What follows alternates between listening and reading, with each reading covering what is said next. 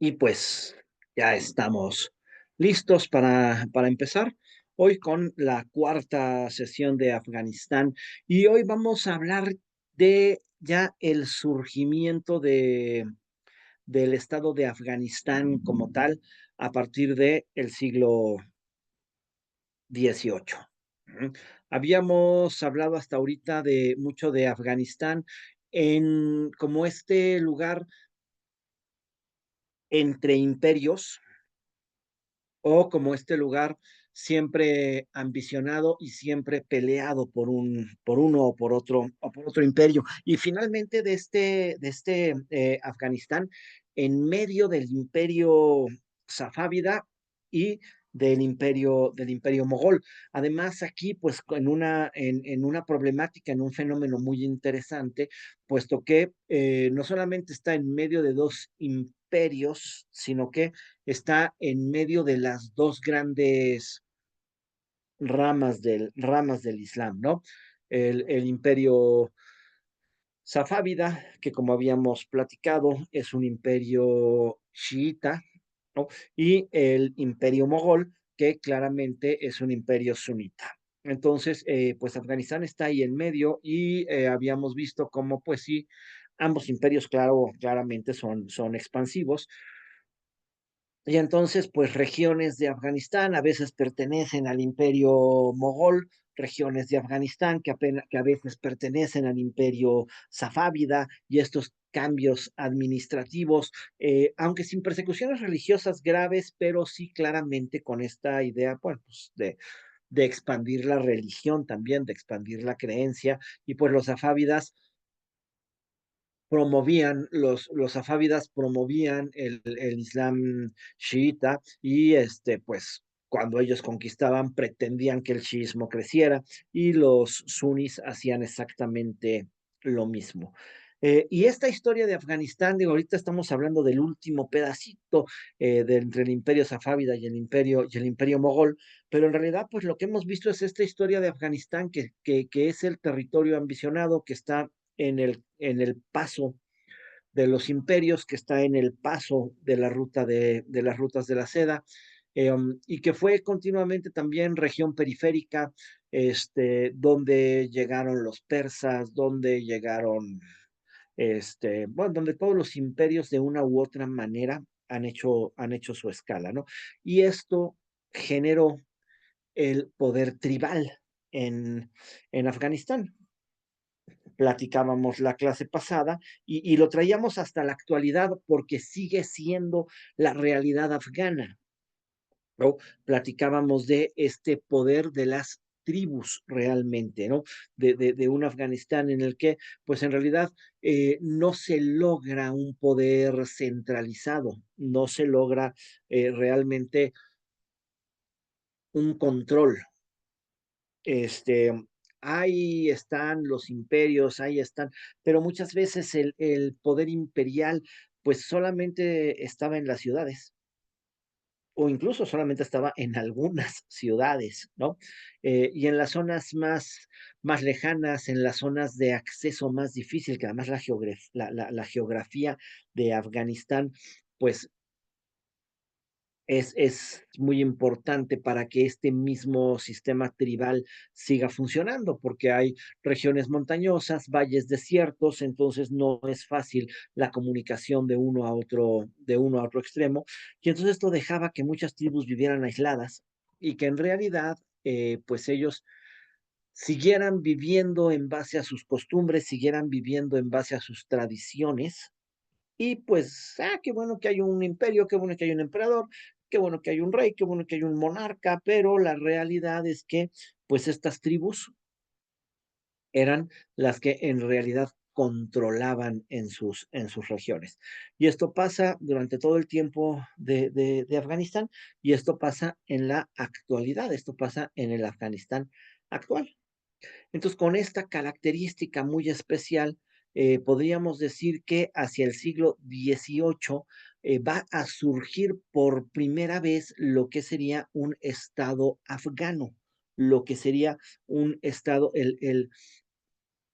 pues lo que podría convertirse o lo que se convirtió finalmente en el Afganistán moderno, el primer antecesor de este Afganistán moderno, nace en el siglo XVIII.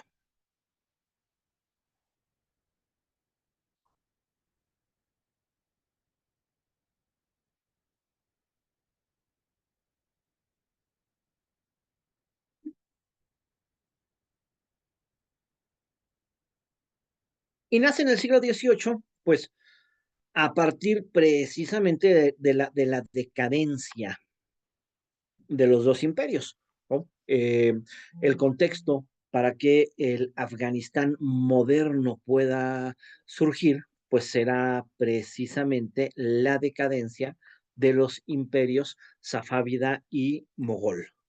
Eso será lo que, lo que haga, lo que dé la oportunidad, lo que dé el contexto claro para que empiece a surgir el Estado afgano como tal. Y esto pues empieza a darse claramente a comienzos del siglo XVIII. A comienzos del siglo XVIII, pues el mundo musulmán, el Islam de Asia, va a entrar en una etapa muy importante de transformación, porque dos de los imperios más grandes de la región, el imperio safávida persa y el imperio mogol en la India, comienzan a derrumbarse. Comienzan a derrumbarse como lo hacen la inmensa mayoría de los imperios, comienzan a derrumbarse desde adentro,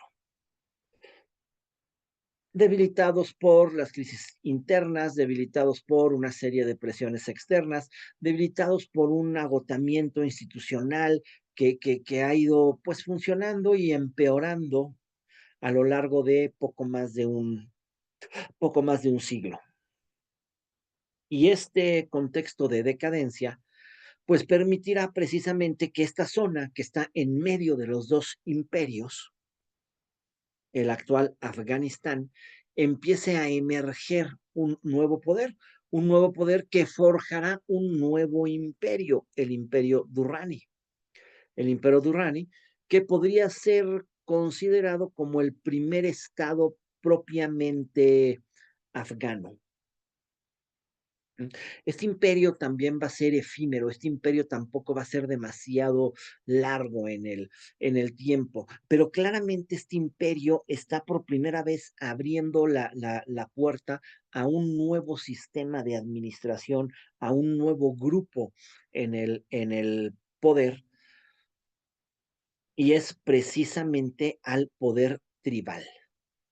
Pero para entender cómo se da este ascenso, pues es necesario, primero, claro, ir entendiendo el ocaso del imperio safávida y del imperio mogol y ver cómo esta caída de estos imperios, pues dará la oportunidad para que sean las tribus afganas las que empiecen ahora a tomar un poder sumamente importante y a crear un Estado afgano muy diferente a lo que se acostumbraba, a lo que habíamos visto como un imperio.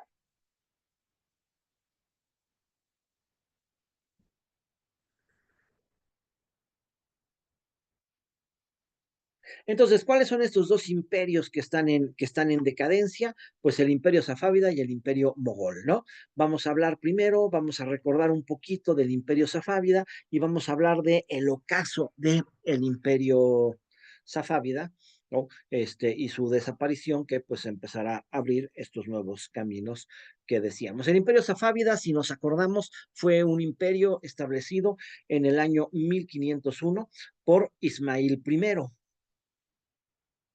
Ojo, este imperio también es sumamente importante y también es sumamente interesante porque este imperio es claramente el origen de lo que hoy es Irak. ¿Mm? Este, y bueno, pues también por esto mismo será sumamente importante. De hecho, a ver si después de Afganistán, pues ya que estamos en la región oriental, nos echamos Irak e Irán para ya poder entender este, este mapa. Digo, los demás no, porque los demás son estados completamente nuevos, ¿no? Son las provincias de la Unión Soviética. Pero incluso sería bueno a lo mejor cerrar este ciclo de Oriente con Irak, con Irán e Irak. Pero bueno, entonces este imperio ismailí, este imperio de Ismail primero, perdón, este imperio safávida, tiene esa importancia. Este imperio safávida es el origen de Irak, ¿no? Este, Había convertido a Persia en una potencia regional de gran prestigio. Persia es Irak, en una potencia regional de gran prestigio, y había impuesto el chiismo duodecimano como religión oficial. Y desde ahí, desde su región persa, este imperio chiita se enfrentará a los otomanos por un lado y a los mogoles por el otro lado, ¿no? Tanto los unos como los otros, otomanos y mogoles, de tradición sunita, y pues el imperio safávida de tradición chiita, pues, se enfrentará claramente a estos dos imperios, al imperio mogol y al imperio otomano. Y durante más de un siglo estuvieron ahí los safávidas, dominaron buena parte de Irán, dominaron el actual Azerbaiyán, dominaron Irak, Armenia, ¿no? Y la región oeste de Afganistán, incluyendo ciudades importantes de Afganistán como son Herat y Kandahar. En su momento de mayor esplendor, bajo el reinado de Abbas I el Grande, entre 1588 y 1629, pues se modernizó el ejército, se centralizó el poder, se empezaron a embellecer las ciudades, nacieron ciudades maravillosas, representativas de este imperio safávida, como es Isfahán perdón, Isfahán, ¿no? Bueno, pues empezará a dar un prestigio sumamente importante a los persas. Pero llega el siglo XVIII y la estructura de este imperio empieza a colapsar por muchas y muy diversas causas. Como decíamos, y como suele ser con la mayoría de los imperios, las causas son básicamente internas, ¿no? Hay una enorme corrupción administrativa.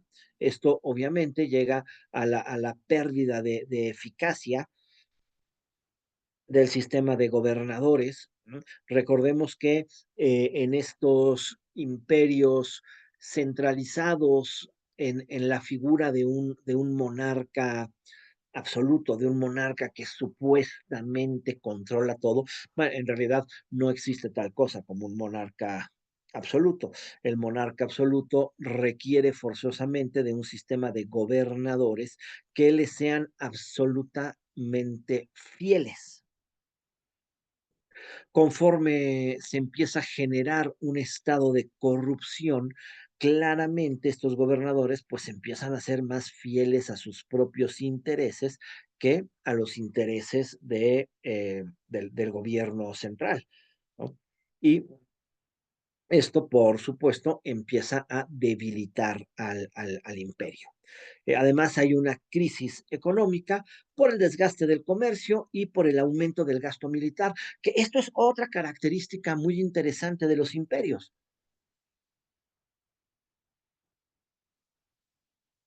El imperio se canibaliza, se destruye a sí mismo con mucha frecuencia, porque conforme más crece, su gasto militar incrementa brutalmente. Y entonces, para poder mantener este gasto militar, lo que intenta el imperio siempre pues es aumentar su territorio para tener nuevas tierras de cultivo, para tener más y mejores relaciones comerciales, o para tener incluso más pueblos tributarios, etcétera, etcétera, ¿no? Pero al mismo tiempo el gasto militar se incrementa y generalmente se incrementa más allá de la capacidad del Estado. Llega un momento en el que el gasto militar de un imperio es tan elevado que el imperio pues empieza a caer desde adentro. Otro de los problemas graves del imperio fue el fanatismo religioso, ¿no? Un fanatismo religioso. En un principio, la característica de los imperios del Islam, pues siempre había sido una relativa tolerancia religiosa, una relativa tolerancia religiosa en donde se admite la existencia de otras religiones, se cobra el impuesto por no ser musulmán, desde luego, ¿no? Pero se toleran las otras religiones.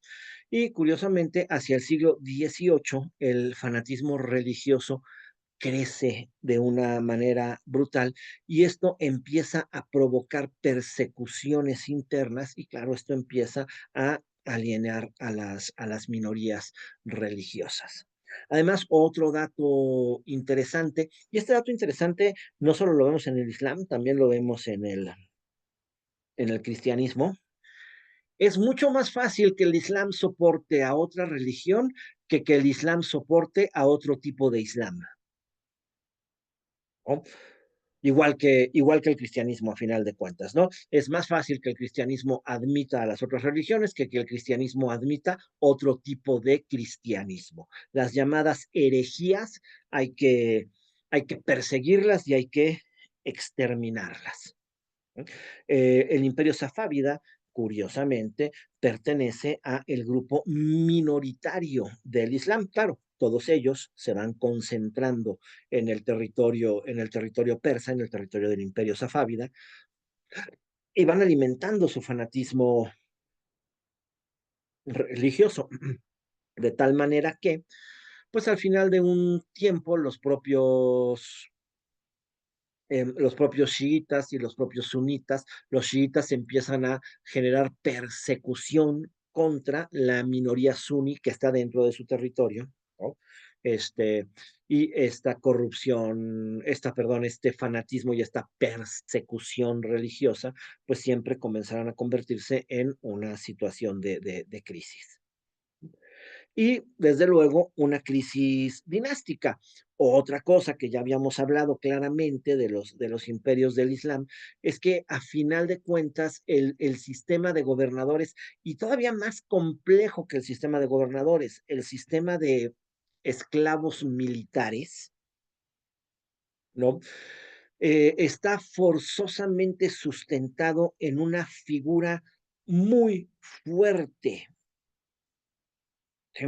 Eh, en un personaje muy fuerte que provoque una lealtad absoluta.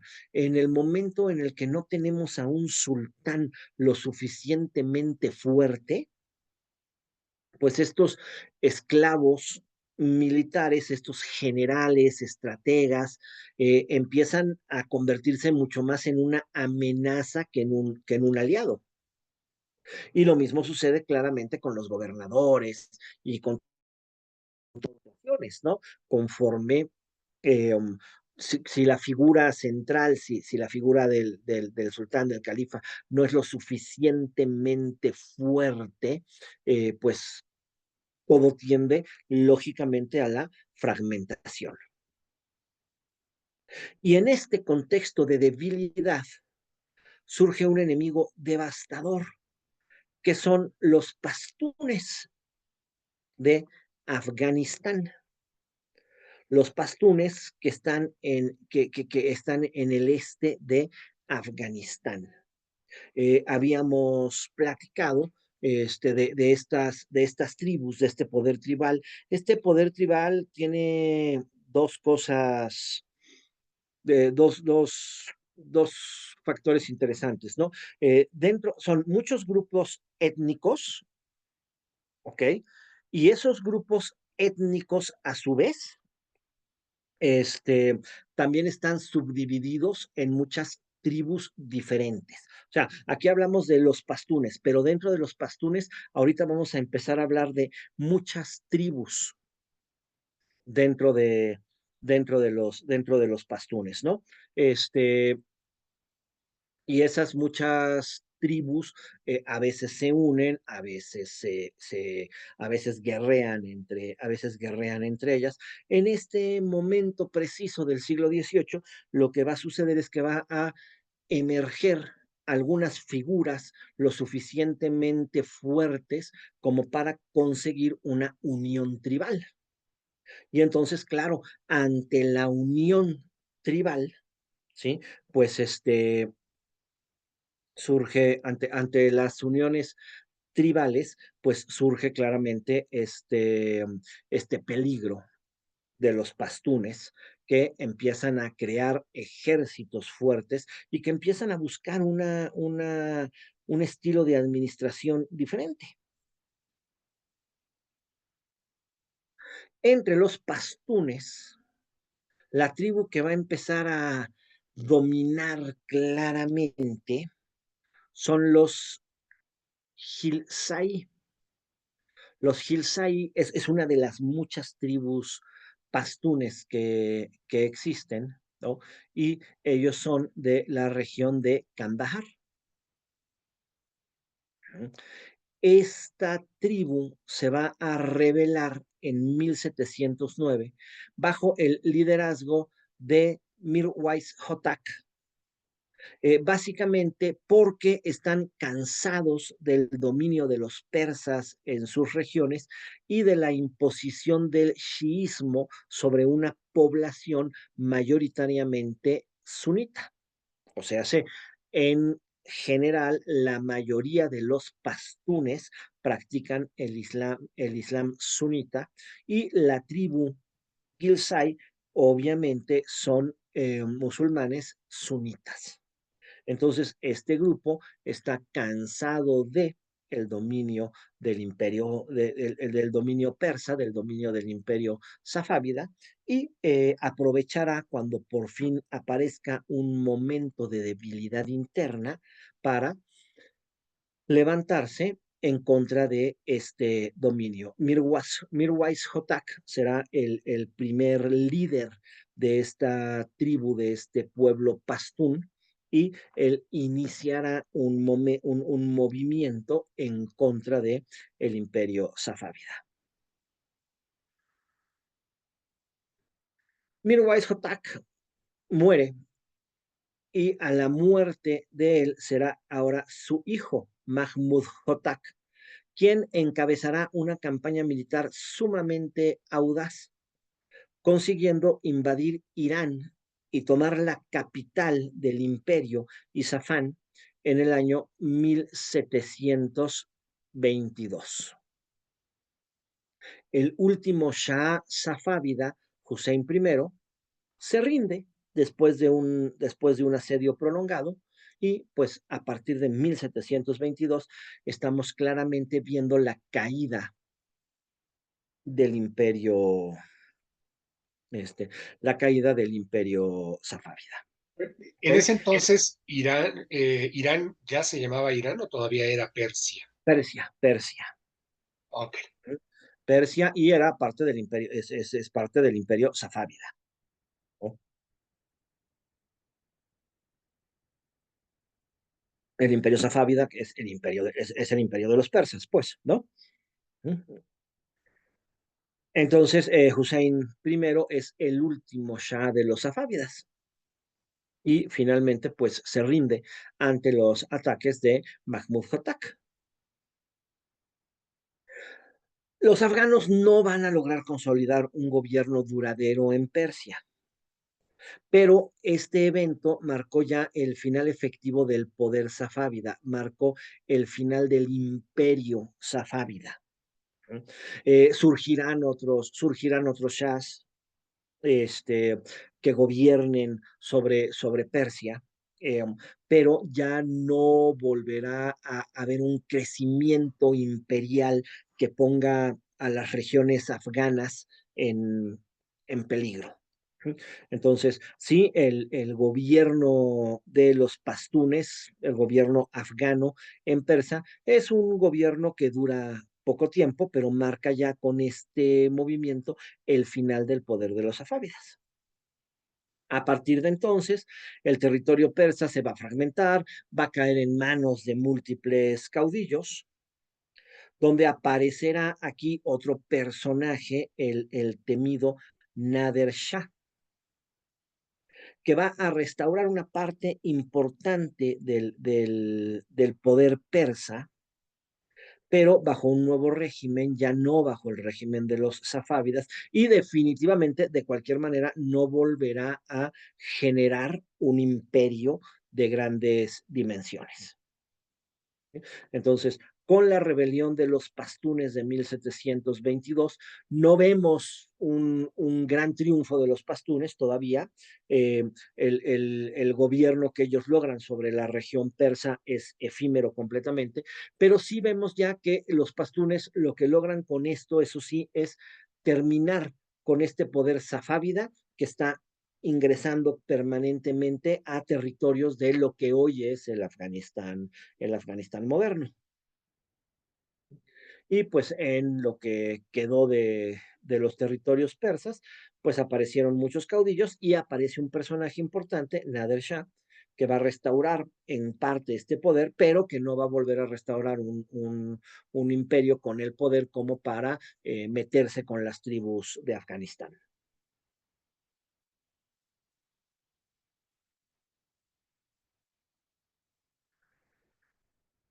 Del otro lado de Afganistán está el imperio mogol, en el territorio de la India, ¿no? Este imperio que lo hemos ya platicado bastante, que fue el imperio fundado por Babur en el año de 1526 y que para este momento había dominado durante 2 siglos vastos territorios desde Kabul hasta Bengala.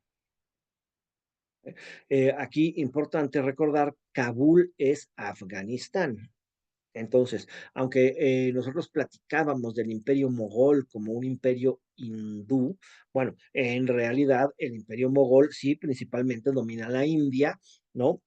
Además también cuando platicamos de la India vimos que en realidad nunca dominó la totalidad de la India, pero bueno, domina principalmente en la India, pero también en algunos territorios de lo que hoy es Afganistán. Por eso tenemos este Afganistán dividido entre chiismo y sunismo, y estos avances de que de repente avanzan los mogoles o que de repente avanzan los safávidas, ¿no? Y ahí está Afganistán en esta zona de choque permanente. ¿No?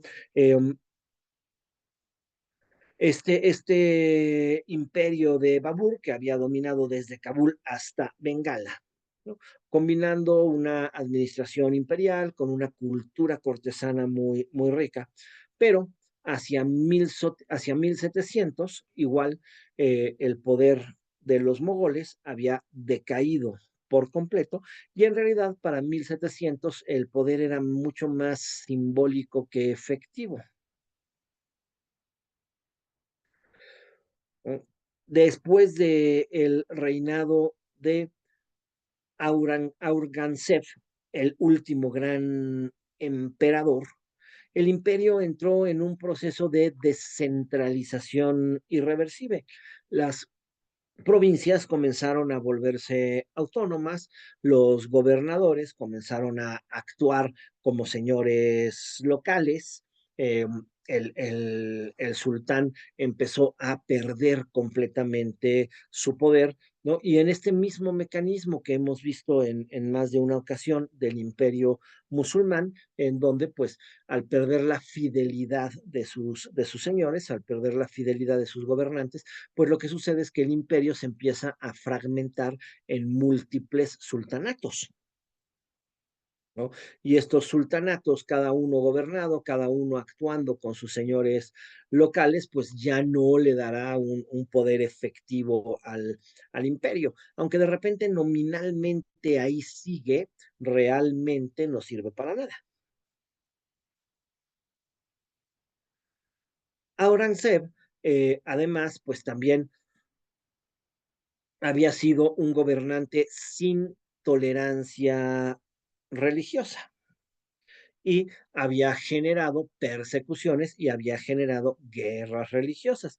Estas guerras habían debilitado la unidad entre hindúes y musulmanes.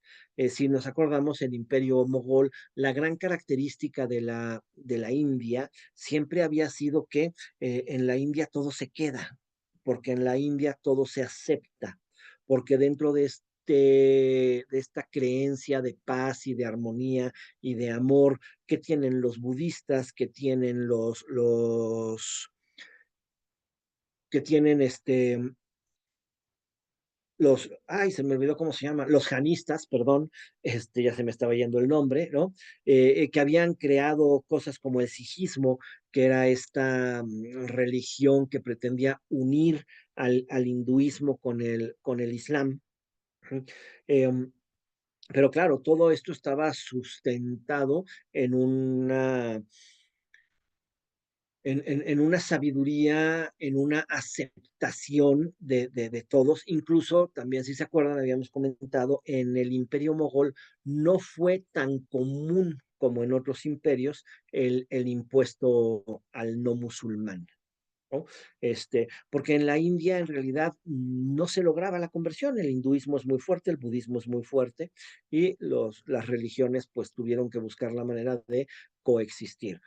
Aparece un gobernante que no tiene esta tolerancia religiosa, aparece Aurangzeb, que pretende ser el unificador, que pretende ser el protector del Islam en frente al hinduismo. Esto generará guerras religiosas, persecuciones, y esto pues terminará por romper esta unidad que se tenía entre Islam e hindú. Eh, la élite mogola, por su parte, se va a convertir en una élite cortesana y alejada de los asuntos militares, por lo que, pues esto va a dar mucha facilidad para que todos estos grupos regionales que ahora de pronto ya no se sienten contentos porque ya no se les permite una coexistencia pacífica con el Islam, como son el sijismo, como son las maharatas, como son los rajputs, comenzarán a desafiar también al poder central del imperio y entonces el imperio mogol también comenzará a entrar en una crisis mucho más prolongada que la del imperio safávida. ¿Sí? El imperio safávida claramente colapsó en 1722. El imperio mogol dejó de tener poder efectivo, pero pues ahí en cierta manera sigue existiendo, aunque en realidad el poder del sultán termina por limitarse realmente a territorios muy pequeños. Entonces sí sigue existiendo la corte en Delhi, pero lo que va pasando es que en realidad el emperador ya no manda más allá de los muros del palacio,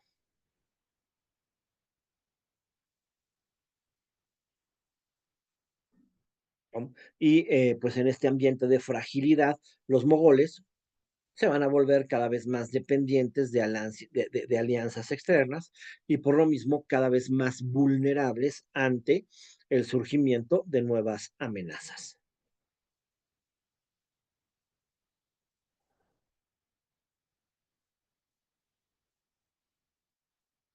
La debilidad de Delhi se va a ir volviendo muy evidente. Y entonces, pues este nuevo caudillo persa del que ya estábamos hablando en los territorios safávidas, Nader Shah, pues va también a invadir la India en 1738 y 1739. Entre 1738 y 1739, Nader Shah va a hacer una expedición desde los territorios persas hasta los territorios de la India. Para esto va a atravesar Afganistán sin resistencia significativa, va a cruzar el Indo y va a vencer a las tropas mogolas en la batalla de Karnal.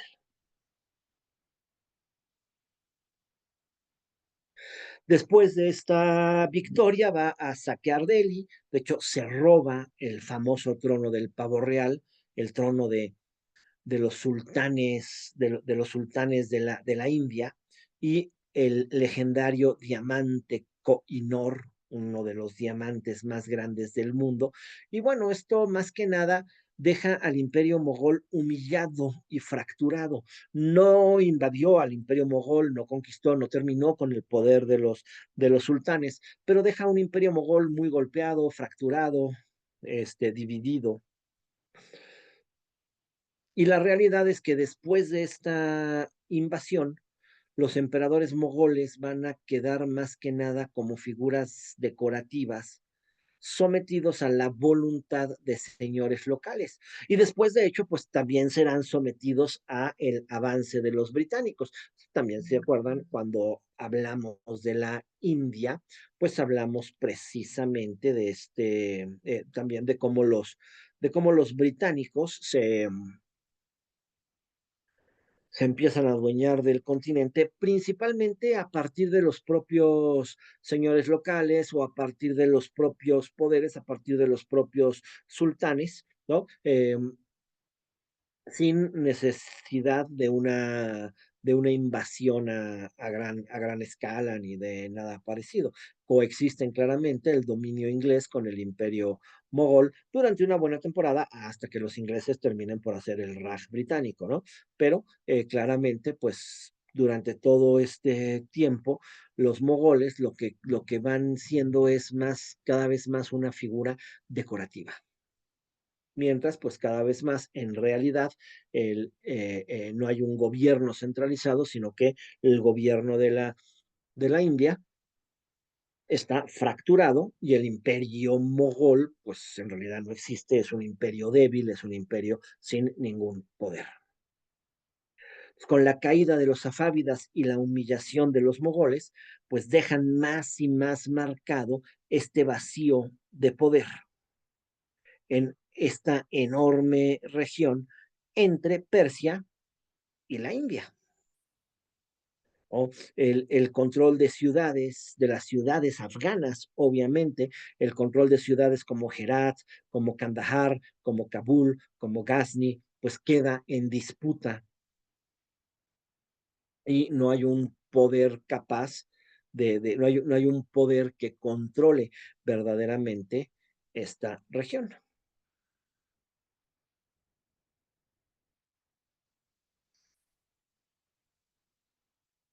En este contexto, surgirá un líder muy carismático y muy interesante, y además con buena experiencia militar, Ahmad Shah Durrani. Ahmad Shah Durrani había sido uno de los principales generales de Nader Shah. Ahorita vamos a profundizar un poquito más en la biografía de este personaje porque es muy interesante, ¿sí? Pero básicamente este personaje pues es un general de Nader Shah. Y tras la muerte de Nader Shah en 1747, este personaje, Ahmad Shah Durrani, va a ser proclamado rey por una asamblea tribal de los pastunes. Ahorita vamos a platicar un poquito más despacio cómo sucedió este fenómeno, ¿no? Pero este personaje precisamente de Ahmad Shah Durrani va a nacer el imperio Durrani. eh, pues es el clarísimo primer germen del imperio afgano.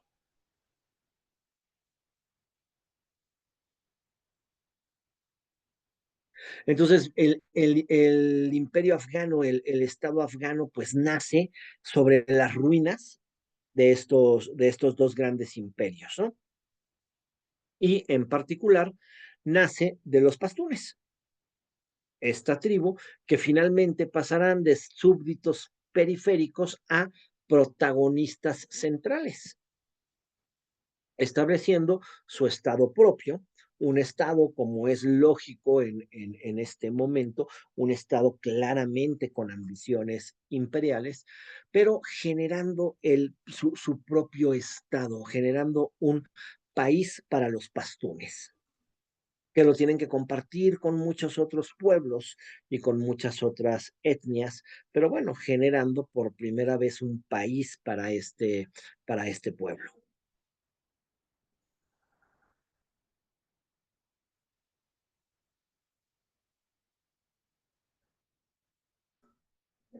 ¿Mm?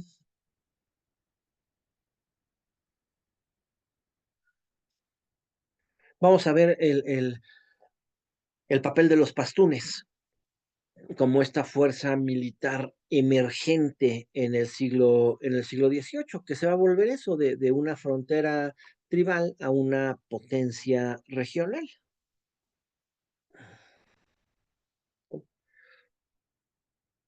Obviamente, como ya dijimos, este sistema tribal es tan antiguo como el propio Afganistán. Vamos, en la historia general de la humanidad, si nosotros vamos analizando, pues no hay nada más antiguo que que las tribus, ¿no?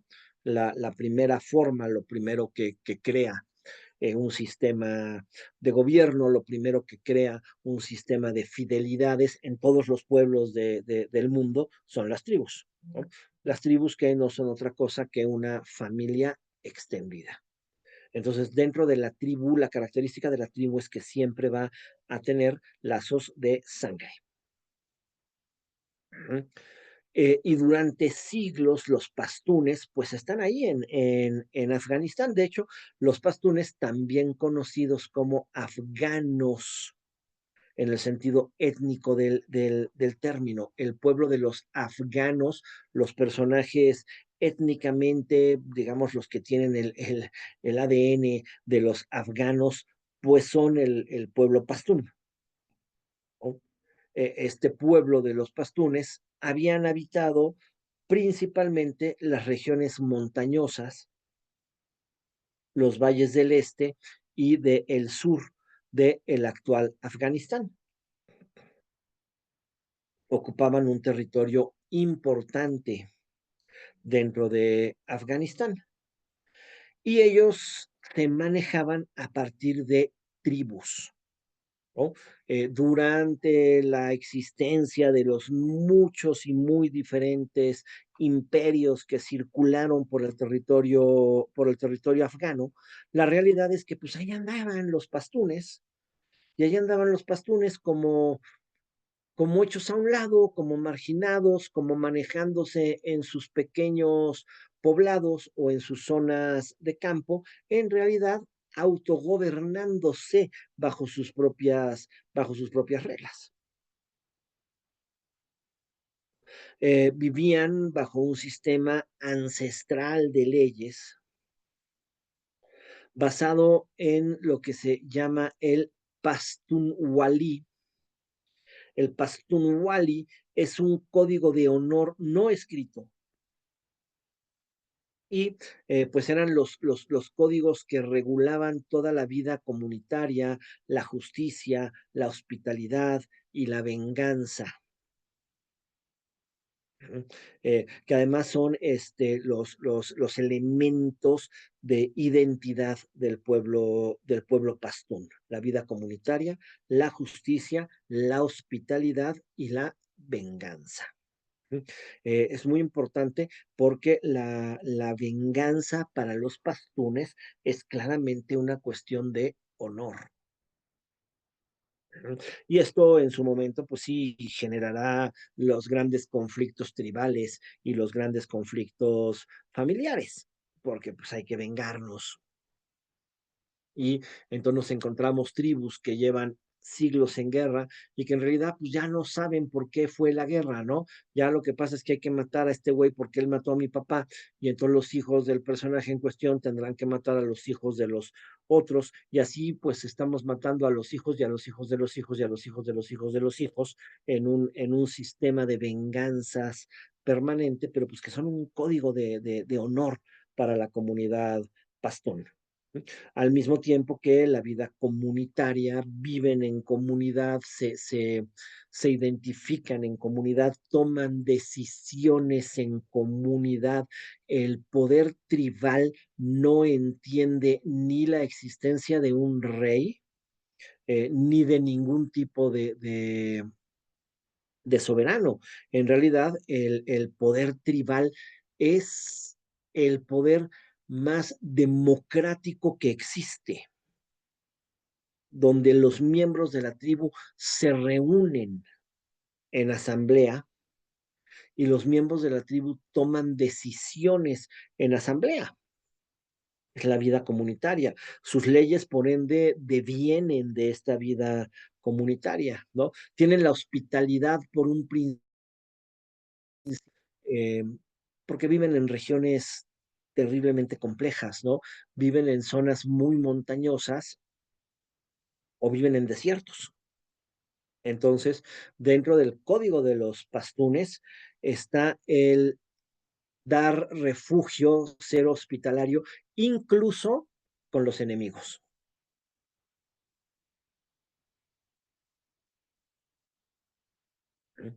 Su territorio formaba parte nominalmente de imperios como el safávida o el mogol, pero los pastunes siempre conservaron una considerable autonomía, ¿no? Gracias a lo inaccesible de sus tierras, gracias a que estaban resguardados principalmente por las montañas del Hindu Kush o por desiertos sumamente complicados de atravesar, ¿no? Pero pues de cualquier manera, aunque estos pastunes estuvieron dentro de los imperios, en realidad siempre tuvieron esta característica de un gobierno tribal, comunitario, con sus propios códigos de honor, con sus propios códigos de leyes, con sus propios jueces, etcétera, etcétera, etcétera. Y sí, son personajes con un carácter guerrero muy importante, alimentado por siglos de conflicto, resistencia y alianzas internas, ¿no? Su estructura es descentralizada, pero altamente cohesionada. Y esto permitía movilizar guerreros muy rápidamente, ¿no? Bajo diferentes líderes, líderes que tienen que ser muy carismáticos. Y entonces, pues realmente estos grupos tribales no pertenecieron a los imperios, siguieron desarrollándose ahí en con sus costumbres, con sus códigos, con sus ideas, ¿no? En mayor o menor medida se islamizaron, pero aunque se islamizaron, por ejemplo, para ellos la Shaira nunca fue ley hasta la modernidad, ¿verdad? Pero bueno, para estas tribus del siglo XVIII que sí se islamizaron, pero aunque se islamizaron, para ellos la Shaira no fue ley. Para ellos las leyes tenían que venir de sus códigos, ¿no? Del honor, del honor del Pastunwali, que regula pues todos estos aspectos, ¿no? La Shaira reguló otros aspectos como las alianzas matrimoniales o como los pactos comerciales. Entonces, hábilmente también sabrán ser un poco pueblos híbridos, puesto que adaptan el Islam como religión, el Islam sunita principalmente, lo adaptan como religión, pero no se imponen la Shaira como gobierno.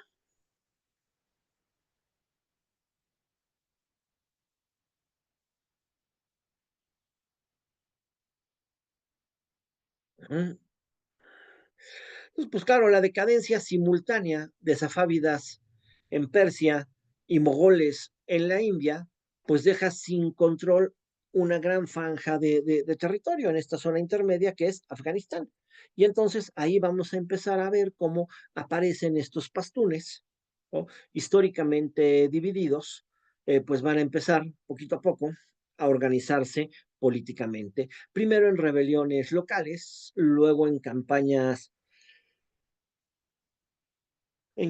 militares un poquito más coordinadas, ¿no? Y pues de esta manera irán creciendo y se irán unificando. ¿Mm? Hasta 1709, que bajo el liderazgo de Mirwais Hotak, la tribu de los Hilsai de Kandahar se rebelan contra el dominio safávida, como habíamos estado viendo hace rato, ¿no? Aprovechan el desprestigio que está viviendo en ese momento el imperio, el resentimiento de muchos personajes por la imposición del shiismo y van a iniciar a partir de aquí una rebelión exitosa. Lo primero que harán los rebeldes es asesinar a el gobernador safávida que se les había enviado a sus regiones y a partir de esto establecer un gobierno independiente en Kandahar y organizar a partir de ahí una fuerza militar bien organizada y bien disciplinada. ¿No? El encargado de hacer esto fue Muhammad Hotak, ¿no? Ya lo habíamos visto. Y Muhammad Hutak, pues da finalmente este paso más audaz, marcha sobre Persia, conquista Isfahán en 1722, derroca al último Shah safávida y no logra un dominio en Persia. Su dominio en Persia fue breve y violento, pero marcó claramente la irrupción de los pastunes en el centro del escenario geopolítico asiático que empezará a moverse a partir de ese momento, ¿no? Los Hilsai son el grupo de los pastunes que van a enfocarse en atacar a los safávidas, en atacar Persia. Mientras tanto, otro grupo de los pastunes, los Abdalí, van a empezar a consolidar también su poder en las regiones del oeste. A diferencia de los Gilsai, el grupo, este otro grupo, el grupo Abdalí, era más igualitario y más descentralizado, tenían una estructura tribal más jerarquizada y esto facilitaba la formación de liderazgos un poquito más estables que los liderazgos de los Gilsai,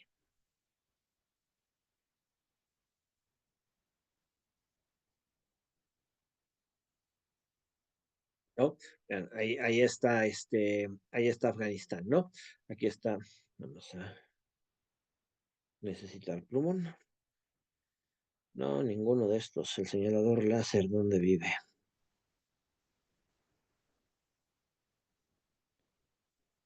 Aquí vive. Ok. Toda esta región, ¿no? Este,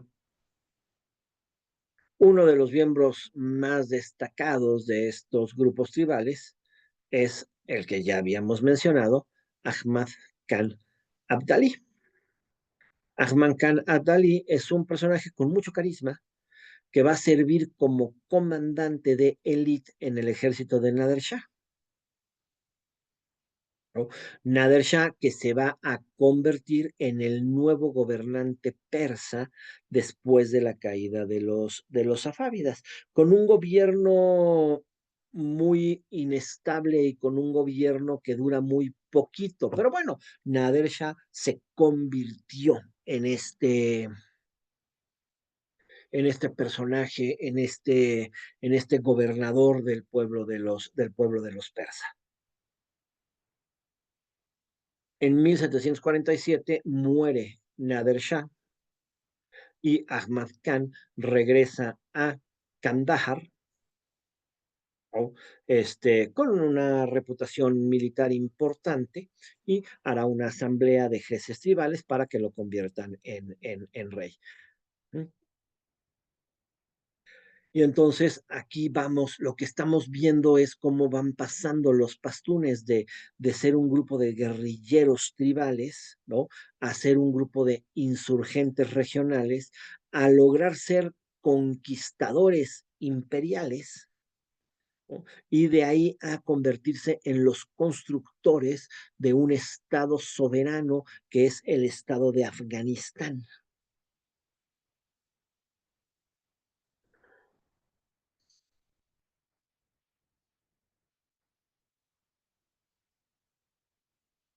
¿No?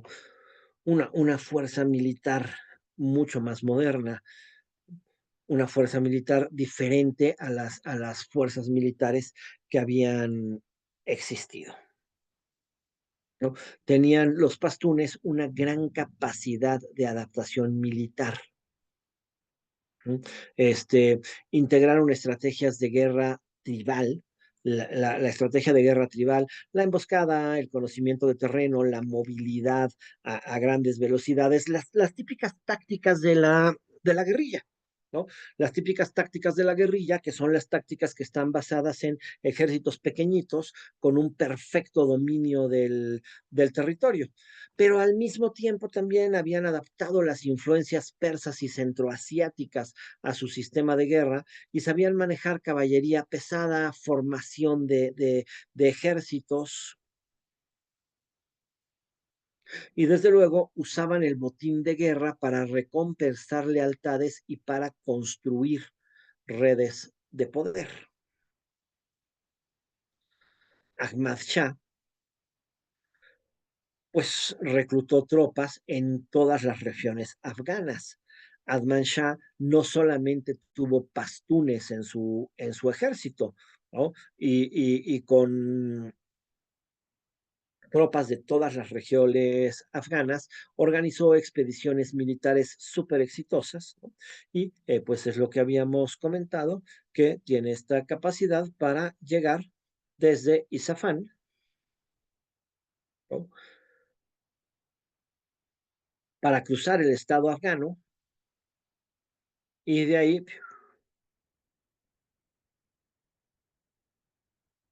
¿no?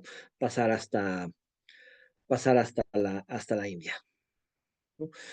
Reclutó tropas de todas las regiones y pues creó un ejército con toda esta capacidad para moverse, ¿no? Organizó expediciones militares exitosas hacia Persia, Asia Central, Cachemeria, el Punjab, Delhi.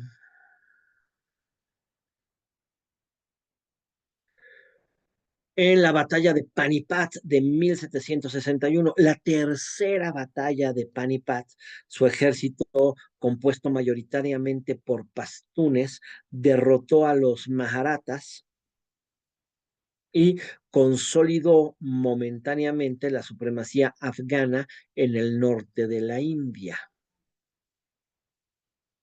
Panipat, si se han fijado, pues Panipat tiene tres grandes batallas.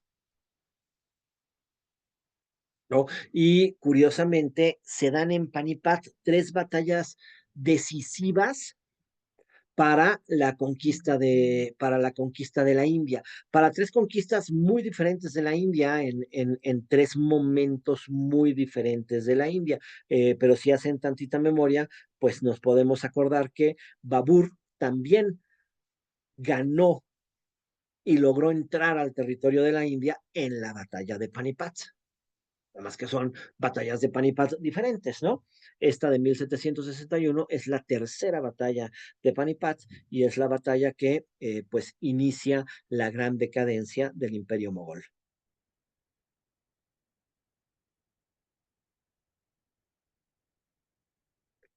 Con la caída de los safávidas en 1722 y el debilitamiento de los mogoles en 1707, el territorio afgano queda prácticamente fuera de control. queda, queda apartado, no hay un aparato estatal que funcione sobre Afganistán.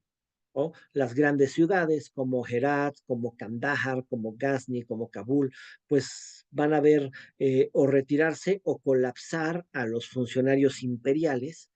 Y pues estos funcionarios, conforme huyan, van a dejar atrás una administración fragmentada, rudimentaria o incluso inexistente. Entonces, más o menos, si vamos viendo una línea, cómo se van dando los acontecimientos, ¿no? No hemos llegado a este todavía, ¿sí? Pero vamos viendo, pues en 1722 viene la caída del Imperio Safávida, en 1739 viene el declive del Imperio Mogol, en 1747 aparece Ahmad Shah y será el primer gobernante afgano en tomar estos territorios. Y en 1772, todavía no llegamos, pero para allá vamos, veremos finalmente la consolidación del llamado el Imperio Durrani, que lo podemos considerar el origen del Afganistán moderno. ¿Vamos bien? ¿Sí? Sí, profesor.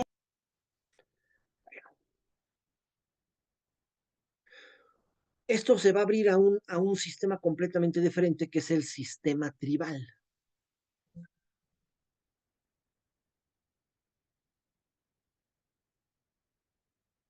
¿No?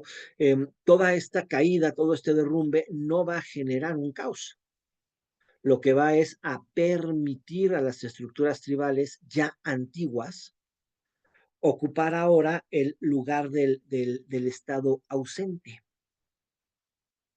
Lo que va a suceder es que en lugar de gobernadores enviados desde Isfahán o desde Delhi, pues van a ser los jefes de los clanes los que van a empezar a asumir las acciones del gobierno.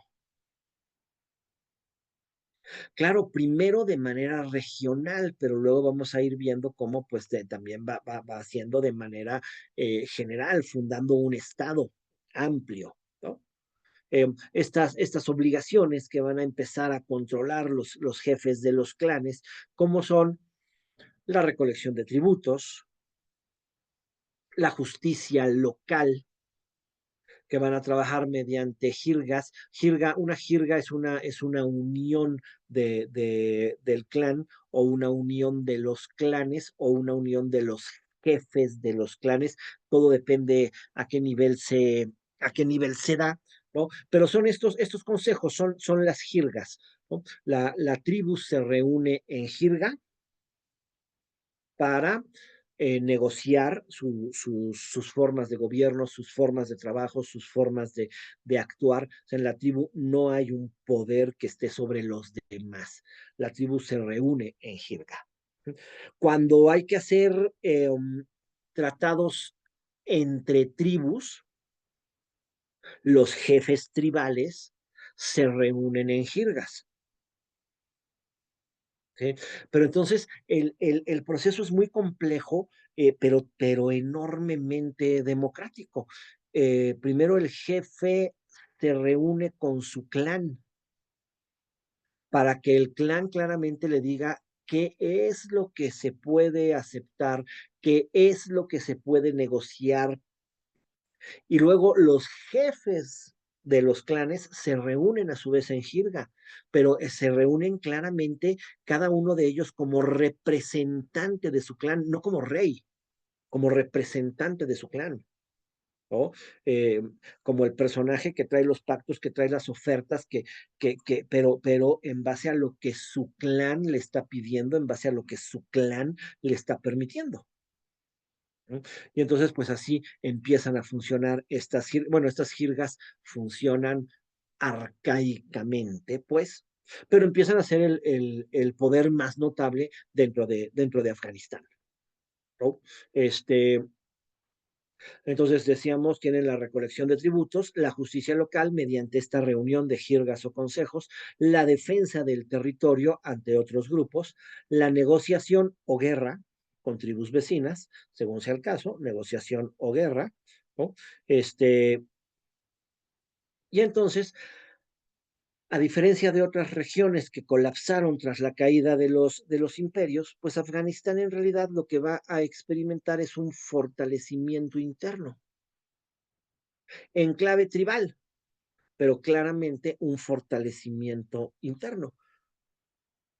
Lo único que necesitamos es un líder capaz, que pues ahí viene. Primero, cada valle o región se organiza de forma autónoma al margen de los imperios vecinos. Los jefes locales, por supuesto, se vuelven indispensables. Cada jefe tribal es el único personaje con el conocimiento de su terreno y con la autoridad legítima entre su gente. Las rutas de comercio y las caravanas necesitan forzosamente de la protección de la tribu. Entonces las tribus controlan los pasos montañosos y controlan la economía. La geografía, como habíamos dicho, por supuesto, fortalece este tribalismo.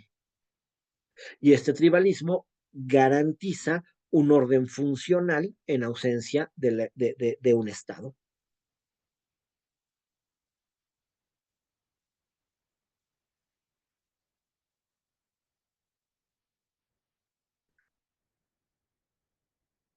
Y viene este personaje del que hemos estado platicando ya, por supuesto, que ya hizo un par de apariciones, pero bueno, viene este personaje, Ahmad Shah Durrani, y Ahmad Shah Durrani, que será claramente el fundador del Estado afgano moderno. Entonces, en los periodos de este caos, ¿no? Mientras se está derrumbando el imperio safávida y se está claramente debilitando el imperio mogol, nace Ahmad Shah. Ahmad Shah nace alrededor de 1722. Las tribus no tienen registros históricos exactos, porque en la tribu los tratos son verbales, las negociaciones son verbales, las leyes son verbales y las tradiciones se transmiten de forma verbal. Así que no tenemos escritos sobre los acontecimientos de la tribu, aunque estemos hablando de 1722, pues no hay una tradición escrita claramente formalizada, por eso decimos, pues nació alrededor de 1722, por ahí, ¿no? En este contexto convulso que se está viviendo, ¿no? Cuando la capital persa de Isafán cae en manos de los afganos, de la tribu de los Gilsai, y el imperio safávida, ¡pum!, se colapsa. ¿No? Se colapsa el imperio en el oeste de Afganistán. Claro, ya vimos que la tribu aparece inmediatamente para solventar este vacío de poder. ¿No? Ahí, en Herat o por ahí cerquita de Herat, nacerá este personaje que unas décadas más tarde se va a convertir en el unificador de todas las tribus afganas bajo un estado.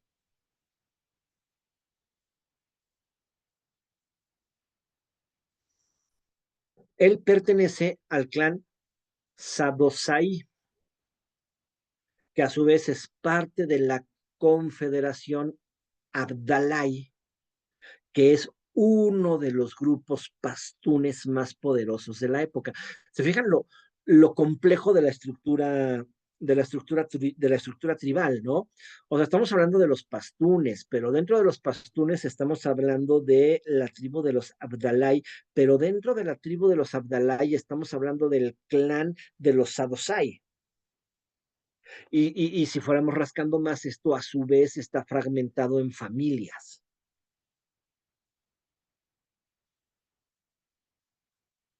Su familia tenía un linaje respetado y cierta tradición de liderazgo tribal. nunca alcanzando algo como un poder imperial ni nada por el estilo, pero bueno, cierta tradición de liderazgo tribal. O otra cosa bien interesante dentro de la tribu se maneja con una mezcla súper compleja de experiencia, linaje y carisma, ¿no? Claramente hay familias que son más respetadas dentro de la tribu, que son más respetadas dentro de los clanes, eh, y que históricamente han tenido la jefatura de un clan o de una tribu, pero de todos modos, nunca jamás está garantizada la herencia de una jefatura dentro de una tribu. El linaje se toma en cuenta, la familia se toma en cuenta, pero además de venir de una familia con un buen linaje, se tiene que ser un buen guerrero y además se tiene que tener un carisma personal, porque al final del día los líderes, los jefes tribales, van a ser electos por la propia tribu, van a ser electos por la gente de su propia tribu. No con un sistema de elecciones permanentes, ni con un sistema de urnas, ni con nada de estas situaciones, ¿no? Pero sí a partir de una reunión en jirga de la tribu, ¿no? En donde ante la muerte de un jefe tribal, el grupo se une en jirga y el grupo dice, elegimos a este nuevo jefe de la tribu. Si estamos en guerra y hay premura por elección, lo más fácil es al hijo al hijo del líder anterior. Y cuando esto sucede en múltiples ocasiones, pues es cuando esa familia empieza a creer que tiene la autoridad para ser los jefes tribales siempre por herencia, pero en realidad la tribu no admite la herencia, ¿no? Puede suceder que el hijo de un líder sea líder y que el hijo de ese otro sea y que pasen algunas generaciones en las que una familia liderea. Pero en el momento en el que la tribu se arte, la tribu se reúne en jirga y dice tu familia ya no, gracias, y nombramos a un nuevo líder.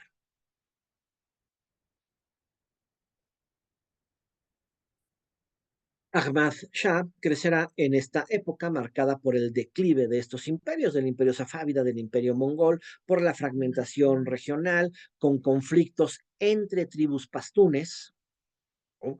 Con avance de fuerzas externas y con el ascenso de figuras militares como Nader Shah, el nuevo caudillo que busca reunificar Persa, pero pues a partir de un puño de hierro, a partir de la violencia, a partir de la conquista militar.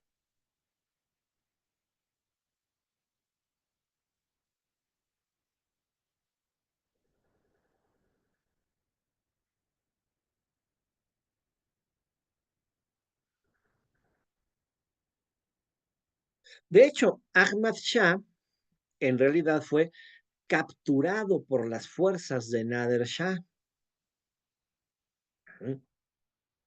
Pertenecían, como vimos, a clanes diferentes y como vimos, hay conflictos entre los clanes, hay conflictos entre las tribus y de hecho, en realidad, Ahmad Shah fue capturado por las fuerzas de Nader Shah en el momento en el que Nader Shah está avanzando para someter a una serie de territorios rebeldes en el este, entre los que están las ciudades de Kandahar y de Herat.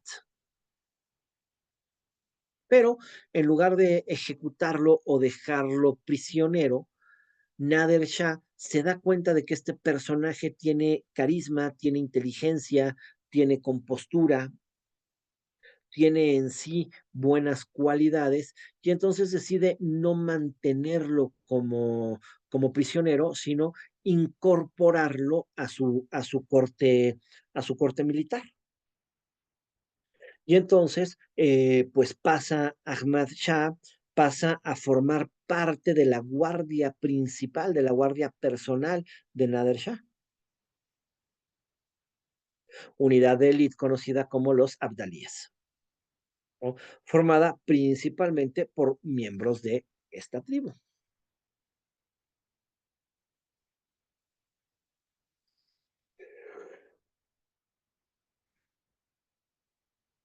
Ahmed Shah va a actuar con mucha rapidez, se va a hacer con el control del. Ok, nos brincamos un comentario importante. Dentro de este procedimiento, dentro de estas conquistas, Nader Shah será asesinado por su propio, por su propia tribu. ¿Mm? Nader Shah ya vimos que pues pretendía imponer un gobierno a los persas, pretendía recomponer al caído imperio en ese momento, pero obviamente pretende hacerlo por la fuerza a partir de mano de hierro. Esto genera mucha guerra, esto genera mucha inestabilidad, esto genera violencia y finalmente Nader Shah, que por, se me fue jalar ese texto, ¿verdad? Pero Nader Shah terminará por ser asesinado por su propio, por su propio grupo, por su propio pueblo. Y aquí es donde Ahmed Shah, que se encontraba en el campamento, actúa con rapidez. Inmediatamente se hace con el control del Tesoro Real y con la ayuda de soldados leales de origen pastún y baluchi, con esa riqueza regresa a su tierra natal, regresa a Kandahar. Y ahí en Kandahar, pues lo reciben los jefes tribales como uno de los suyos, poderoso caballero don Dinero.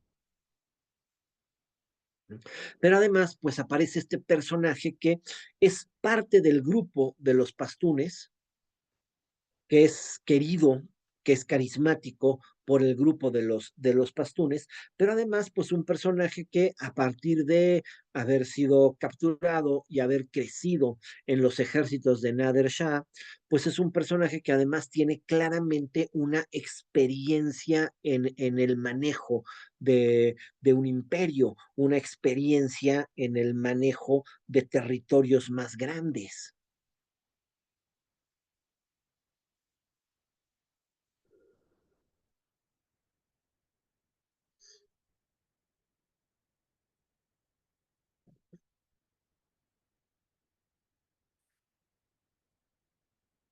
Ahmad Shah es un personaje con muchas buenas características. Es joven, tiene 25 años en este momento. Para nuestros días, un chavito, para 1700, un hombre joven, culto, políglota, hablaba pasto, turco y persa, de presencia imponente, muy conectado a los sistemas del honor tribal, muy diferente a los conquistadores externos, a los que la costumbre tribal, el pasgualí, les vale gorro, ¿no? Eh, él sí es parte de su grupo, él sí es parte de la tribu y trae el prestigio de haber servido junto a uno de los más temidos gobernantes del mundo musulmán, y ahora pues es libre de actuar por su cuenta, libre de iniciar pues algo nuevo.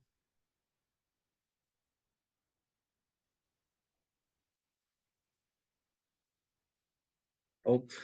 Después del asesinato de Nader Shah, pues obviamente es la crisis y es el momento de las oportunidades, ¿no? El imperio se desintegra casi de inmediato, regiones como Persia, Jorazán, Baluchistán, el Cáucaso y Afganistán se quedan sin la existencia de un control central.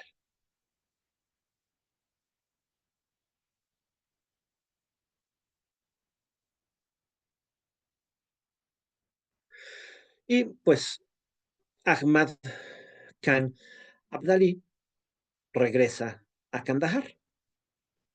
pero no es un rebelde, no es un usurpador, es un líder tribal. Regresa a su tierra, regresa con experiencia, regresa con tesoro, ¿no? Regresa con todo lo necesario, ¿verdad? Ahmad Shah, Ahmad Khan Abdali, obviamente son el mismo personaje, ¿no? De hecho, en realidad, Shah es un título, ¿no? Cuando hablamos de Nader Shah o cuando hablamos de Ahmad Shah, pues no es que sean primos, ¿verdad? Él es Ahmad Khan Abdali, del que hemos estado hablando. Shah, porque finalmente se convirtió en Shah, ¿no? Este, entonces, este personaje pues regresa con todas las ventajas, ¿no? Es un chavo joven, habla idiomas, está muy bien conectado con el honor tribal, tiene buenos lazos, viene de buena familia, está entrenado militarmente, trae el tesoro real de Nader Shah, ¿no? Entonces, pues, obvio, todas estas ventajas para poder jugar unas nuevas cartas.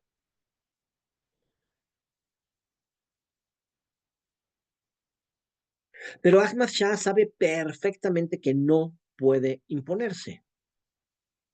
Cuando Nader Shah intentó imponerse, terminó por ser asesinado por su propia tribu, terminó por ser asesinado por su propio pueblo. Entonces, el siguiente paso es decisivo y el paso decisivo es lograr el reconocimiento de su autoridad, no por la fuerza, sino por el consenso tribal. Y entonces va a convocar a una gran asamblea pastún,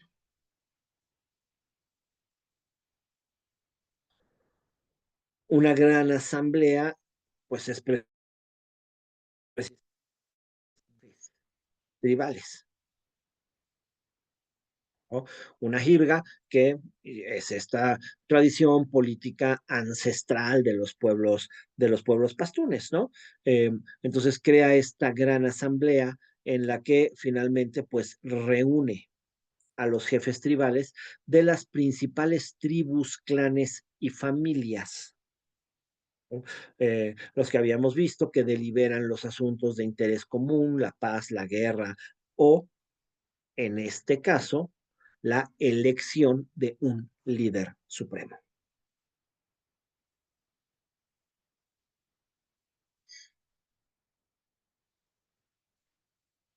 La diferencia es muy importante y muy interesante.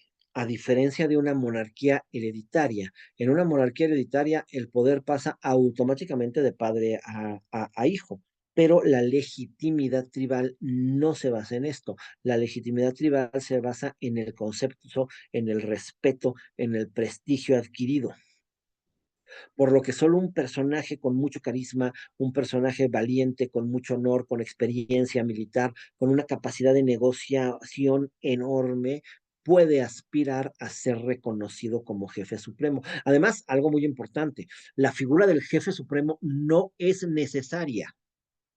O sea, las tribus pueden vivir claramente de forma tribal, en su grupo pequeño, gobernando sobre su territorio pequeño, cuidándose entre ellos, ¿no? Entonces, el líder supremo, pues puede existir si en algún momento la jirga considera que es conveniente, pero también puede no existir. Entonces, esto hace muy complicado que haya una negociación para que alguien pueda ser reconocido como jefe supremo. Ni siquiera es una figura que digan, bueno, pues es que tenemos que escoger a uno y pues hasta que logremos escogerlo, ¿no? Podemos simplemente no tener un jefe supremo.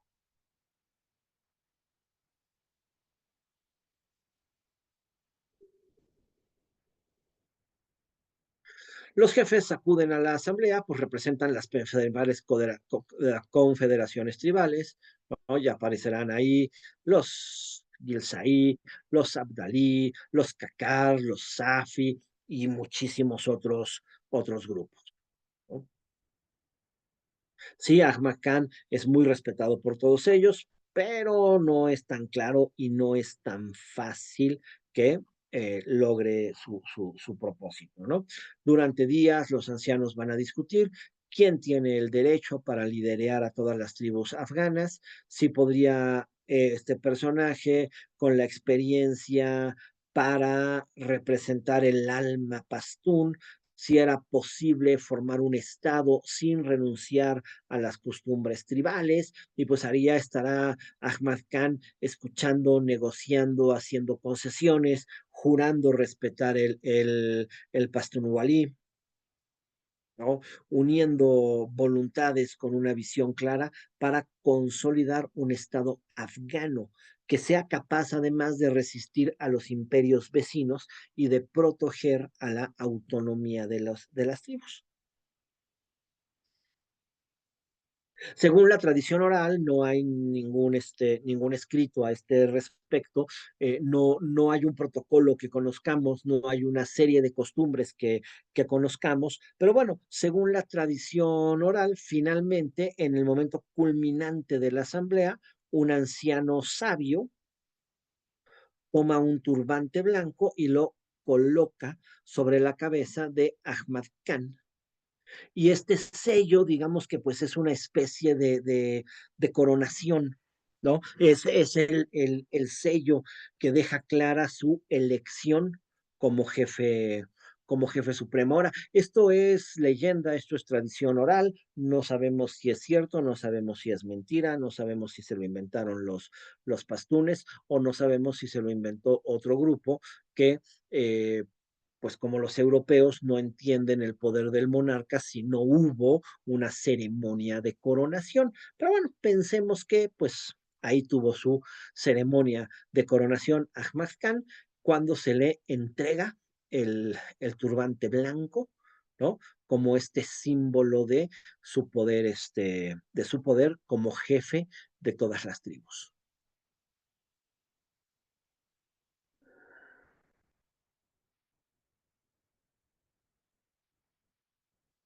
Solo a partir de ese momento lo podemos conocer como Ahmad Shah Dur'i. ¿Mm? Ahmad Shah Durri, y Durri viene de la palabra Durran, que significa perla, la perla entre las perlas. Entonces, ese es el título que le va a dar nombre a su dinastía, no es su apellido, es este sobrenombre que se le da, Durri, la perla entre las perlas. Y entonces su dinastía pues tomará el nombre de los Durrani.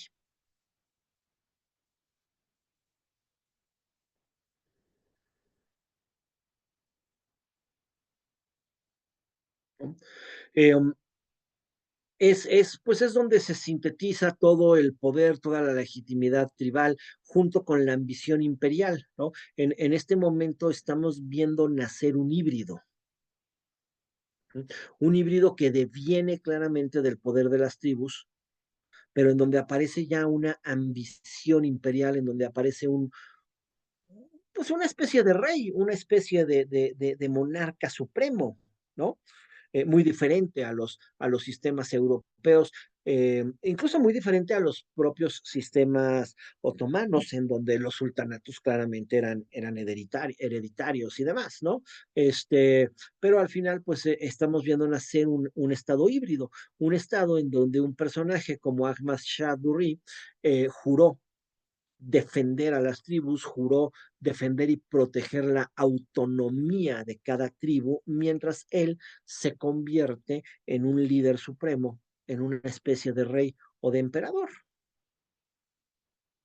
La diferencia es, pues no es un personaje impuesto, es un personaje elegido por sus pares, pero que va a asumir el rol de monarca, ¿no?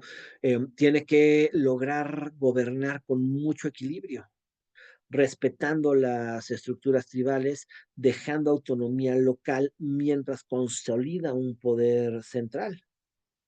Por supuesto, lo primero que hizo fue recompensar a los jefes que lo apoyaron, asignándoles territorios, asignándoles cargos militares o asignándoles tributos. crear un ejército disciplinado, reclutado principalmente entre las tribus leales y empezar a organizar campañas militares para asegurar su autoridad. No puede abolir la tradición, tiene que convertir la tradición en la base del Estado, ¿no? Em, no puede confrontarse con las tribus, se presentará como el protector y representante de todas las tribus, el personaje capaz de llevar la dignidad pastún más allá de las montañas. Realmente, la Loya Jirga de 1747 en Kandahar puede considerarse como el acto de nacimiento del Estado afgano moderno. Esta no era su bandera, ¿eh? Puse la bandera, pues porque es lo que más claramente nos puede ayudar a simbolizar la existencia de el Estado afgano moderno. Pero bueno, esta bandera nació posteriormente, ¿no? No es la bandera de 1747. ¿Mm? No es una revolución, no es una imposición extranjera, es una transición del poder tribal al poder estatal. Es un estado muy diferente a todos los demás estados que conocemos, ¿no? Porque el poder emana de los pequeños grupos hacia una figura de una especie de rey. Pero eso es bien interesante porque su poder es a la vez muy fuerte y muy frágil. Muy fuerte porque claramente no es una figura impuesta, es una figura cuyo poder deviene de que las tribus así lo decidieron. Por ende, sus ejércitos son muy leales, por ende, los jefes tribales son muy leales, pero también el que otorga, quita. Por lo que si Ahmad Shah no les cumple a las tribus pastunes, pues así como la Loya Jirga lo convirtió en el jefe de todas las tribus, pues una Loya Jirga puede retirarle este poder.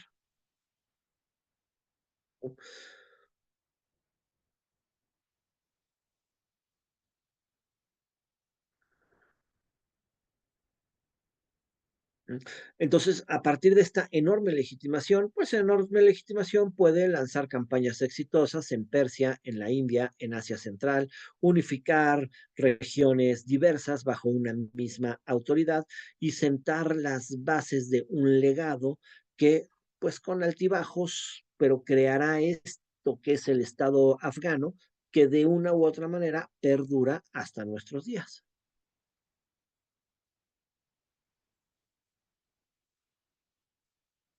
Lo primero que hizo Ahmad Shah, desde luego, fue emprender una serie de campañas militares, con lo que en un poquito más de 2 décadas se convierte en el fundador de uno de los imperios más extensos de su tiempo, que terminará abarcando nuevamente desde el actual Irán Oriental hasta el norte de la India y desde el Mar de Arabia hasta el sur de Asia Central.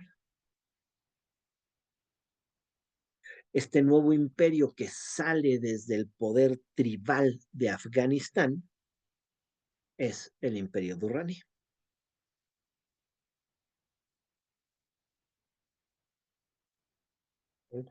que pues fue todo este territorio.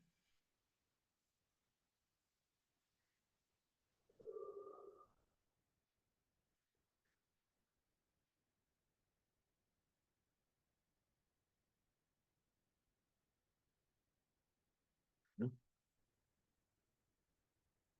Inspirado en su experiencia, desde luego, aprendió bajo el gobierno de Nader Shah, ¿no? Pues Ahmad Shah entiende que la autoridad se fortalece con la legitimidad tribal, pero también con prestigio militar. Por eso inmediatamente sabe que tiene que hacer campañas, ¿no? Que tiene que haber actos de saqueo para premiar a las propias tribus, desde luego, ¿no? Que tiene que crear un proyecto de imperio, garantizar la seguridad en las fronteras, obtener tributos, controlar zonas comerciales, someter a gobernadores rebeldes y todas estas cosas que implican tener un imperio. ¿No?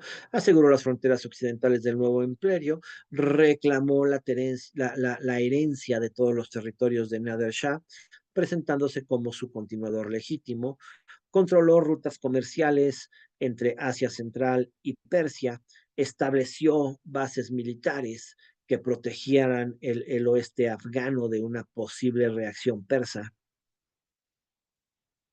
Y pues con este éxito obtuvo todo el reconocimiento, incluso entre las poblaciones de habla persa, que lo empezaron a ver pues ya no como un caudillo tribal, sino como el nuevo rey persa de las fronteras orientales.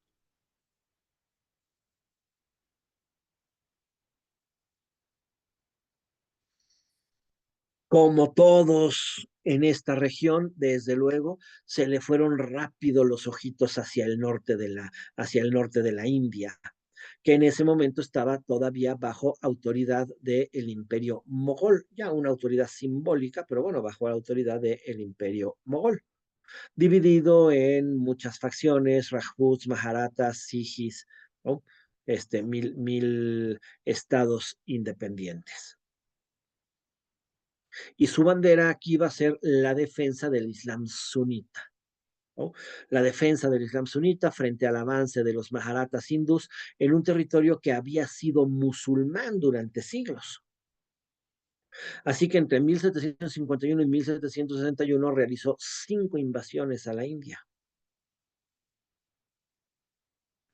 Tomó y saqueó ciudades como fueron Lahore, que incorporó a su imperio, Delhi, donde pues brevemente colocó a un emperador mogol bajo su protección, Martua y Agra, cuyos templos fueron saqueados, este, Sirgnid y Pinapat, lugares claves para la lucha contra los sijis y los maharatas, pero bueno, su poder sobre la India fue relativamente breve. Y después de lograr este gran imperio, pues pasará a la fase defensiva, ¿no?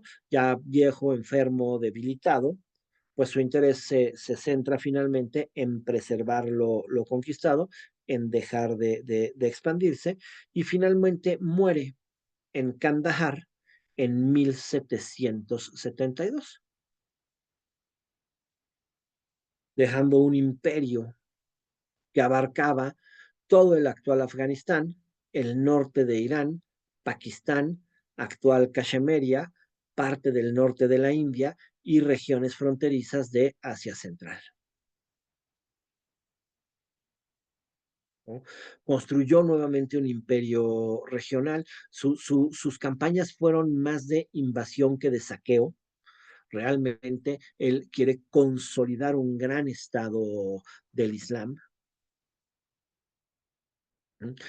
Sus principales ejes van a ser Jorazán, India, Sindh. Otra vez, ya habíamos visto, su mayor victoria fue la batalla de Panipat.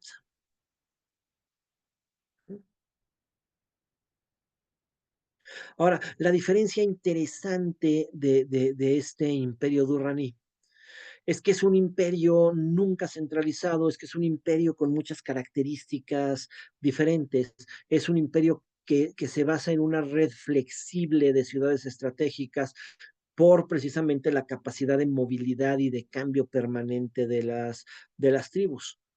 Es un imperio que no tiene una capital. Funda su poder en tres ciudades, Kandahar, Kabul y Herat. Y cada una representa una región clave del estado afgano. El sur tribal, el norte montañoso, el oeste con ideologías persas. Y esto le permite a Ahmad Shah gobernar un territorio diverso y extenso, ¿no? Respetando una lógica de descentralización, que es la lógica de las tribus. La geografía y la política afgana está centrada en el poder de las tribus.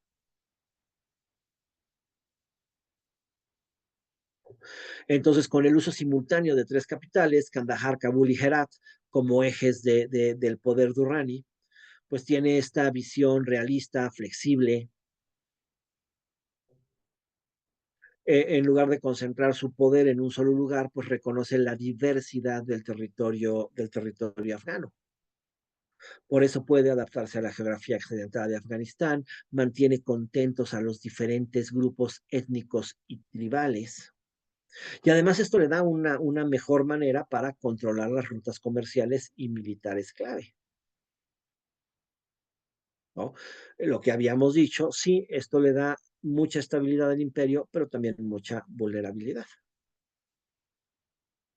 Si no hay un líder lo suficientemente fuerte, las disputas entre regiones y clanes van a ser más notorias.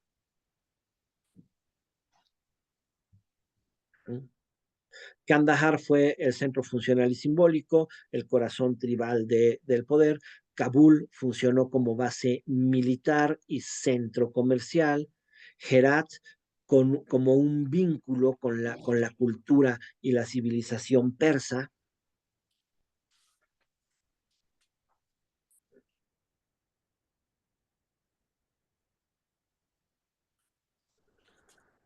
Vean qué bonita mezquita.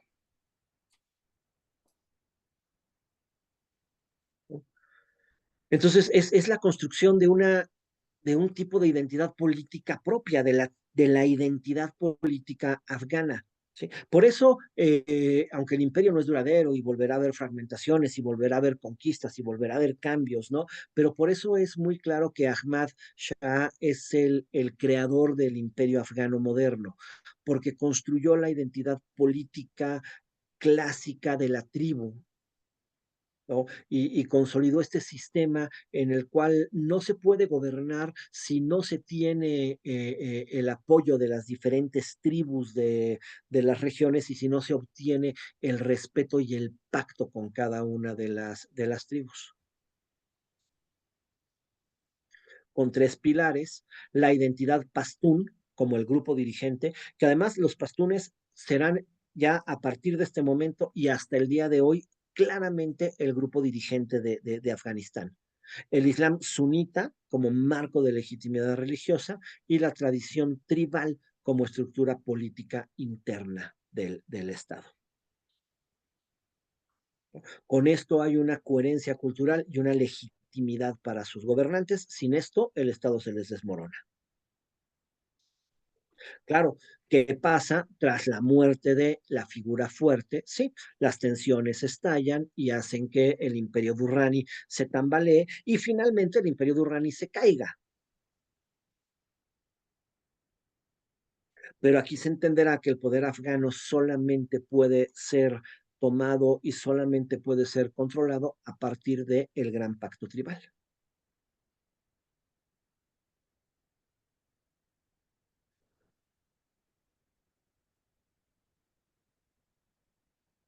¿No?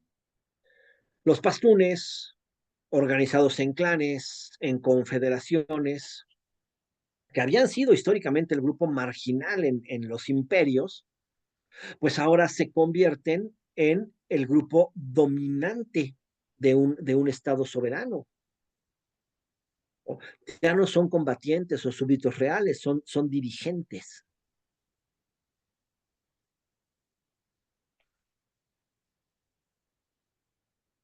¿Sí? Este, el nuevo imperio pues se sustenta en toda esta red de lealtades.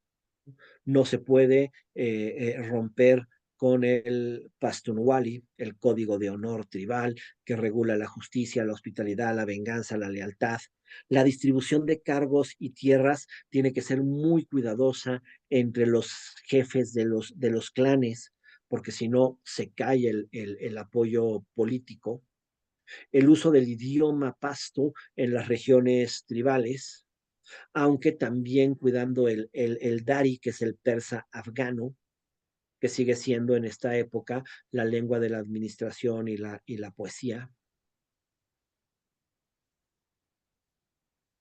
¿No? Entonces, Ahmad Shah sí logró juntar todo esto y por eso mantuvo la fidelidad de las tropas y la fidelidad de los grupos tribales y pues la formación del imperio. El segundo eje, desde luego, es el Islam sunita, en particular la escuela Hanafi, que es la más grande entre los pastunes y en gran parte de Asia Central. Entonces, Ahmad Shah no solamente va a ser jefe tribal, también se va a proclamar como defensor del Islam ortodoxo. Esto es muy importante porque como hay una fragmentación notable dentro del mundo musulmán y hay un momento de debilidad, entonces la ortodoxia del Islam, la ley islámica cuidada y llevada a sus extremos, será lo que dé una cohesión estatal importante, ¿no? Su legitimidad religiosa, que se basa en la protección al mundo sunita frente al chiismo, desde luego, ¿no? Este, frente además los sijis, los maharatas de la India y todas estas religiones, la alianza con los ulemas, con los doctores de la ley, que tienen que bendecir su mandato y presentarlo como el soberano justo. No impone una teocracia. Su gobierno tiene que estar basado en las tradiciones del Pasuani y en las tradiciones del Islam. ¿Sí? Tiene que mantener el apoyo de los líderes religiosos y el apoyo de los guerreros tribales.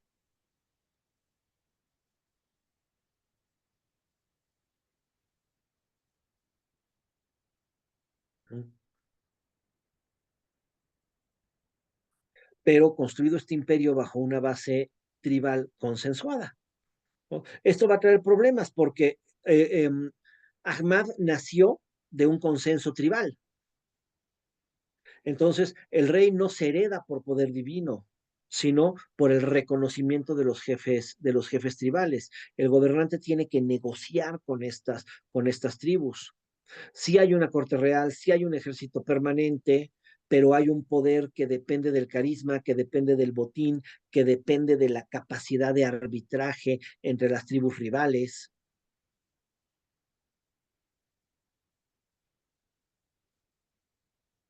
Y además, desde luego, después de haber logrado la unión de los pastunes, hay que pactar con los taicos, los uzbecos, los házaras, los baluchis, los persas y los cachemires, entre otros múltiples grupos que realmente conforman Afganistán, ¿no? Mucha flexibilidad en el gobierno, una relativa autonomía local, no intentar nunca una homogenización respecto a los diferentes líderes locales.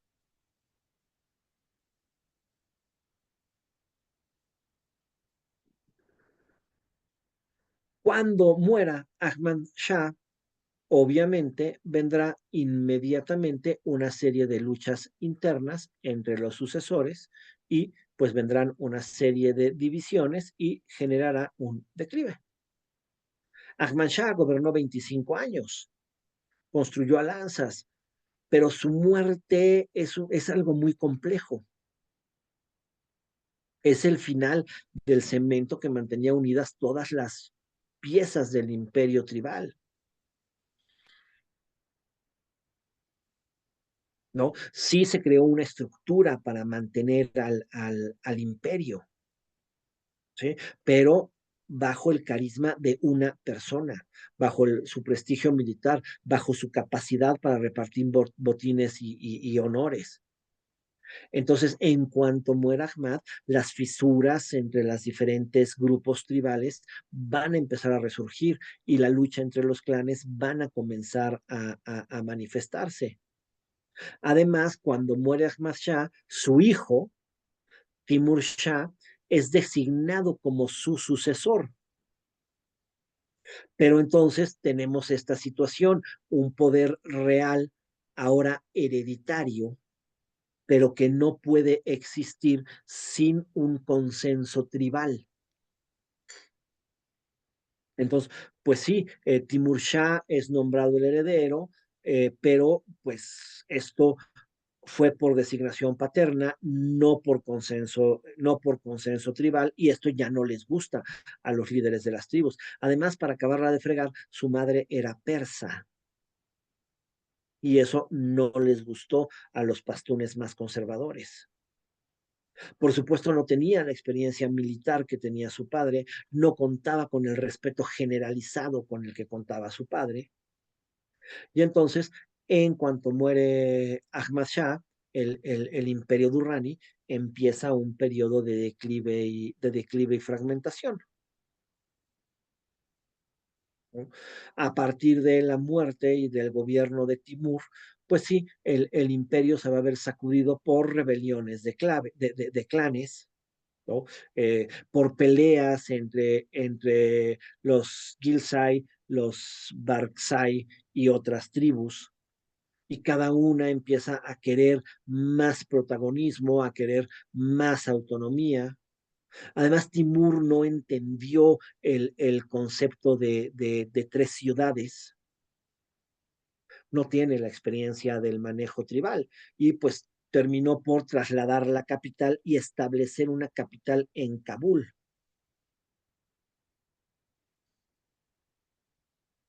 Um, Hubo inmediatamente una fragmentación territorial. Las diferentes regiones empezaron a actuar como entidades autónomas. Ni siquiera era necesario levantarse en armas, desconocer al rey. La estructura tribal existe perfectamente. Entonces, en realidad, lo único que tienen que hacer las tribus para recuperar su poder es ignorar al monarca y pues, recuperar sus estructuras tribales y gobernarse bajo sus estructuras tribales, no responderle al centro imperial, no obedecer al centro imperial. Por lo que pues, incluso algunos jefes tribales empezaron a proclamarse como reyes o emires por derecho propio. El imperio, pues sí, terminó por convertirse en un escenario de intrigas palaciegas y guerras fratricidas. Reaparecieron todos los conflictos regionales. Y pues ya para la muerte de Timur Shah en 1793, pues ya se abre un periodo absoluto de anarquía sucesoria. Además, Timur Shah tenía más de una docena de hijos, cada uno quería reclamar el trono por su propia parte, ¿no? Acuérdense que esto además es una característica que también vimos en el Imperio Otomano, ¿no? Cuando María el Sultán, pues rapidito, el hermano que primero se cargara a todos los demás era el que gobernaba. Entonces, pues todas estas guerras, todos estos sistemas, pero sin la figura carismática, pues pierde el apoyo tribal,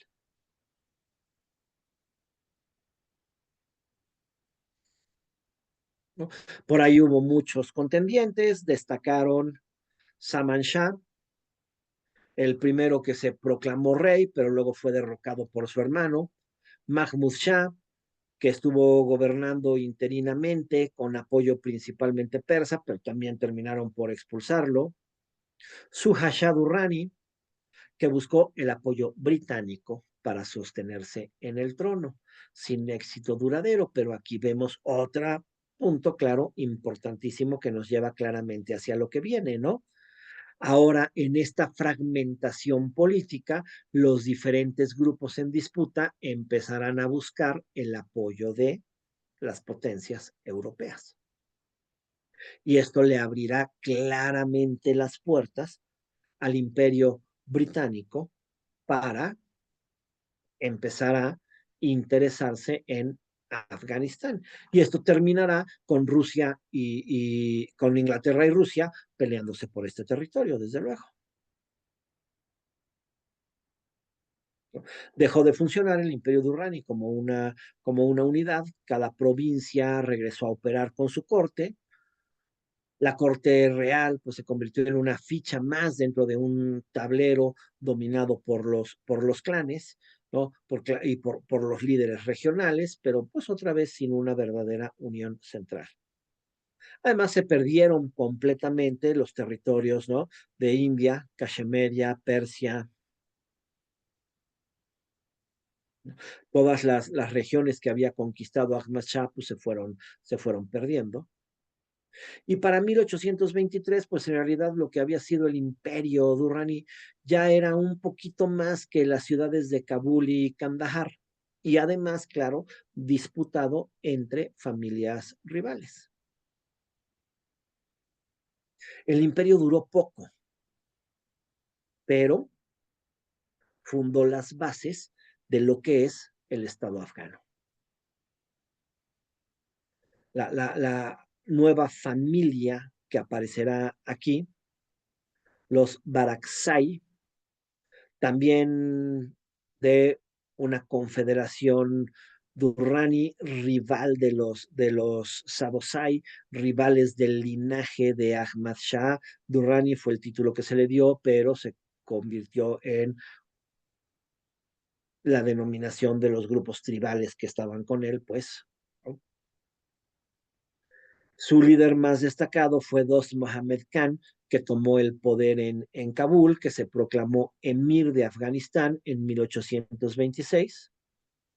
Se terminó el poder de la dinastía Durrani como casa reinante, pero pues se quedó este legado de la existencia con mayor o con menor fuerza, con más o con menos territorios, con apoyo de los ingleses o sin apoyo de los ingleses, disputado entre Inglaterra y Rusia, pero con todos estos conflictos, de cualquier manera, fue a partir de este imperio Durrani donde nació claramente la identidad de un Estado afgano. Y hasta aquí llegamos el día de hoy.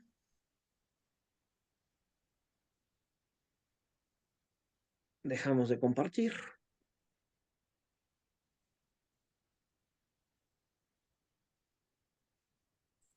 Pues muchas gracias, profesor. Muchas gracias, profesor. Dejamos de grabar. No sé qué demonios me quiere abrir esto.